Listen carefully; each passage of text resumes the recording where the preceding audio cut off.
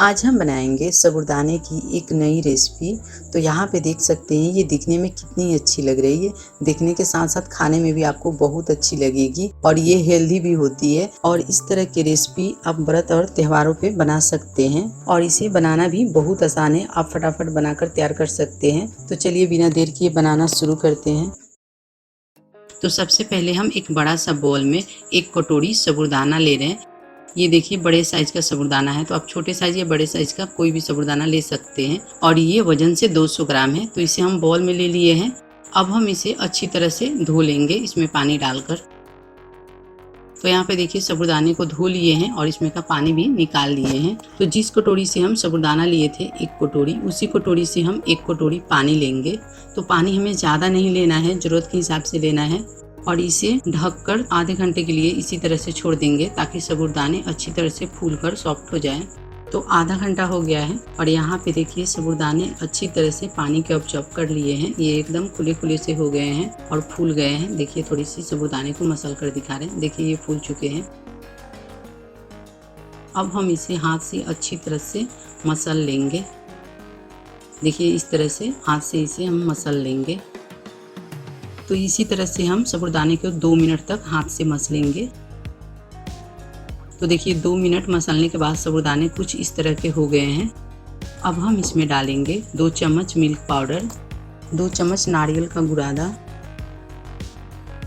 और 2 चम्मच चीनी का पाउडर। इन सारी चीज़ों को साबूदाने के साथ अच्छी तरह से मिक्स कर लेंगे। देखिए इस तरह से। तो यहाँ पे देखिए इसे हम अच्छी तरह से मिक्स कर लिए हैं। तो अब हम इसका बॉल बनाएंगे।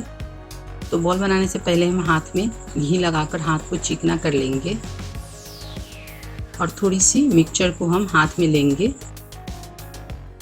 और इस तरह से घुमाते हुए गोल कर लेंगे, यानी कि इसका बॉल बना लेंगे। तो बॉल हम ज़्यादा बड़ा शेप में नहीं बनाएंगे, छोटे छोटे बॉल बनाएंगे। देखिए इस तरह से बनाते समय बॉल हाथ में चिपकेंगे, फिर भी हमें इसी तरह से बॉल को बना लेना है। तो जितना बार हम बॉल बनाएंगे उतना बार हम हाथ में घी लगाकर हाथ को चिकना कर लेंगे, तब हम आसानी से बॉल को बना सकते हैं।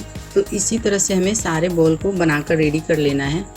तो यहाँ पे देखिए हम सारे बॉल बनाकर तैयार कर लिए हैं। अब हम इसे 10 मिनट के लिए फैन के पास रख देंगे ताकि ये अच्छी तरह से सेट हो जाए, क्योंकि ये थोड़ा सा ज़्यादा गीले हैं। तो चलिए अब हम अगला स्टेप में चलते हैं। तो उसके लिए यहाँ पे हम कढ़ाई लिए हैं और कढ़ाई में हम 500 ml दूध लेंगे। तो यहाँ पे हम फुल क्रीम दूध लिए हैं। आप कोई भी दूध ले सकते हैं, लेकिन आप फुल क्रीम दूध से बनाएंगे तो ये ज़्यादा अच्छा बनेगा। और दूध में हम बॉयल आने देते हैं। तो यहाँ पे देखिए दूध में बॉयल आ गया है। अब हम फ्लेम को एकदम लो कर लेंगे। अब हम इसमें डालेंगे 1 चम्मच भर के मिल्क पाउडर और इसे मिक्स कर लेंगे। 1/4 चम्मच लेंगे इलायची पाउडर और थोड़ी सी केसर के धागे लेंगे, इससे दूध में एक अच्छा सा कलर आएगा। और 4 चम्मच लेंगे चीनी का पाउडर। आप इसकी जगह पे चीनी भी ले सकते हैं और इसे मिक्स कर लेंगे। तो चीनी आप कम या ज़्यादा कर सकते हैं अपने मिठास के अनुसार।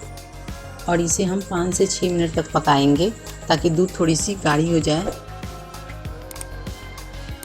तो 5 मिनट पकाने के बाद यहाँ पे देखिए आपको देखने से ही लग रही होगी कि दूध गाढ़ी हो गई है। इसी तरह से हमें पहले दूध को गाढ़ा कर लेना है।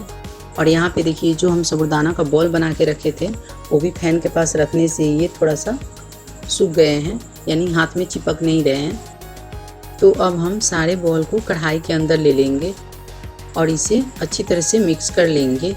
और फिर से इसे हमें 5 से 6 मिनट तक पकाना है ताकि साबूदाने अच्छी तरह से पक जाएं। तो इसे हम मीडियम फ्लेम पे पकाएंगे। तो 6 मिनट हो गए हैं। यहाँ पे देखिए बॉल थोड़ी सी फूल के बड़े हो गए हैं और एक बॉल को आपको दबा कर दिखा रहे हैं। देखिए ये कितने सॉफ्ट हो गए हैं, मतलब कि ये अच्छी तरह से पक चुके हैं। अब हम गैस को ऑफ कर देंगे और इसमें थोड़ी सी ड्राई फ्रूट डालेंगे। तो ड्राई फ्रूट में अनमोल्ड है और पिस्ता है, जिसे हम बारीक काट के लिए हैं और इसे चला लेते हैं।